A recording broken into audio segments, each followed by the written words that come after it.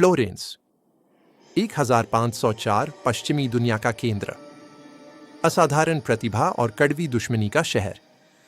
एक कोने में परिष्कृत वैज्ञानिक बहुश्रुत चित्रकार आविष्कारक लियोनार्डो दा विंची, दूसरे कोने में एकांत प्रिय भावुक मूर्तिकार इल डिविनो माइकल एंजेलो बोनारोटी। वे उच्च पुनर्जागरण के दो सबसे बड़े दिग्गज थे। वे एक ही समय और शहर में काम करते थे। इतिहासकार वसारी के अनुसार वे एक दूसरे से नफरत करते थे। यह है अंतिम मुकाबला, द डैंडी बनाम द डिवाइन वैज्ञानिक बनाम मूर्तिकार। इस प्रतिद्वंद्विता को समझने के लिए पहले आपको इन इंसानों को समझना होगा। वे एक दूसरे से बिल्कुल अलग थे। लियोनार्डो दा विंची उच्च समाज की जीती जागती तस्वीर थे। वे खूबसूरत, आकर्षक और एक जाने माने डैंडी थे जो गुलाबी रंग के शानदार ट्यूनिक पहनते थे। वह पहले एक वैज्ञानिक थे, बाद में एक कलाकार, लेकिन वे बेहद धीमी गति से काम करने के लिए बदनाम थे। माइकल एंजेलो बोनारोटी बिल्कुल विपरीत थे। एक एकांतवासी, अस्तव्यस्त रहने वाले।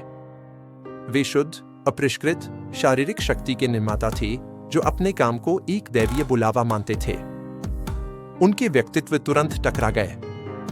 माइकल एंजेलो ने लियोनार्डो को मिलान में विशाल सफोर्जा हॉर्स स्मारक को न बना पाने की विफलता पर उनका मजाक उड़ाया। बदले में लियोनार्डो ने मूर्तिकला को महज मजदूरों का काम कहकर खारिज कर दिया।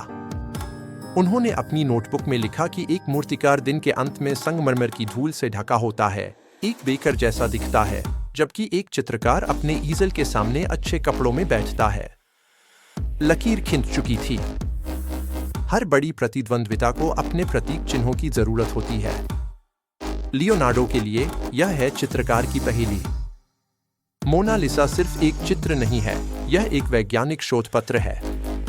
लियोनार्डो अपनी क्रांतिकारी स्फुमातो तकनीक लागू करते हैं जो रेखाओं को धुंधला कर एक धुंधला वायुमंडलीय प्रभाव पैदा करती है। यह एक बौद्धिक खोज है, एक अस्पष्ट मनोविज्ञान जो आज तक हमें परेशान करता है। माइकल एंजेलो के लिए यह है पत्थर का दैत्य। माइकल एंजेलो का डेविड एक आदमी नहीं है, यह एक बयान है। कैरारा संगमरमर के एक ही त्रुटिपूर्ण 17 फुट के ब्लॉक से तराशा गया, यह शुद्ध शारीरिक और आध्यात्मिक शक्ति है। यह नागरिक गौरव और धार्मिक अवज्ञा का एक बम है। तो क्या अधिक महान है? उत्तम बौद्धिक रहस्य या त्रुटिहीन भौतिक आदर्श? लेकिन उनकी प्रतिद्वंद्विता सिर्फ अपमान और प्रतिस्पर्धी शैलियों के बारे में नहीं थी। 1504 में फ्लोरेंस शहर ने इतिहास के सबसे बड़े कलात्मक द्वंद्व के लिए मंच तैयार किया। दोनों प्रतिद्वंद्वियों को फ्लोरेंटाइन गणराज्य द्वारा सलोन दे सिंक्वेचेंतो में दो विशाल प्रतिस्पर्धी युद्ध भित्ति चित्र बनाने के लिए नियुक्त किया गया। लियोनार्डो ने एक दीवार ली। उनका विषय द बैटल ऑफ अंगियारी।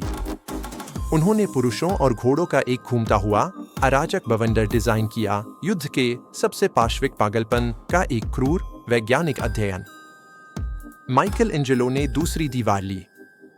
उनका विषय द बैटल ऑफ काशिना। उन्होंने भेद्यता का एक क्षण दिखाया, फ्लोरेंटाइन सैनिक जो नदी में नहाते हुए पकड़े गए थे और अपने हथियार उठाने के लिए हाथ पैर मार रहे थे। पूरे फ्लोरेंस शहर ने अपनी सांसें थाम ली थी।